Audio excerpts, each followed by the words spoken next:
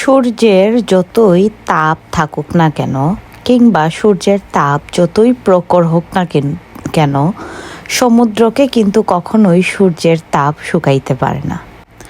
আমার জীবনে আমি এমন অনেক মানুষ দেখেছি যারা আমার পেছনে কথা বলে। তারা আগেও আমার পেছনে কথা বলতো, এখনও আমার পেছনেই কথা বলে। শুধু পেছনে কথা বলে তাই না, ওরা এখন পর্যন্ত আমার পেছনেই থেকে গেল। এটাই আমার আফসোস। সো ডাকের একটা কথা বলে, মানে এটা চরম একটা প্রবাদ বাক্য।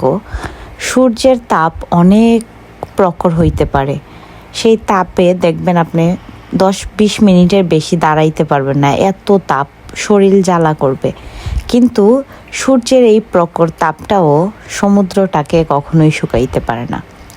তো যে যাই বলুক না কেন, সবসময় নিজের লক্ষ্যটাকে স্থির রাখবেন, নিজে যেটা করতে চান সেটাই করবেন। অন্যজনের কথা কখনো কান দিবেন না, কারণ আপনি যখন বিপদে পড়বেন তখন আপনার জন্য আপনার নিজেকেই কাজ করতে হবে। আসলে এগুলো অনেক বাস্তববাদী কথাবার্তা। মাঝে মাঝে আমার অনেক মাথায় আসে এরকম কথাবার্তা। যেমন এখন মধ্যরাতে আপনাদের জন্য ভিডিও এডিট করতেছি, আর হঠাৎ করে এই লাইনটা মনে আসলো, তো ভাবলাম আপনাদের সাথে শেয়ার করি।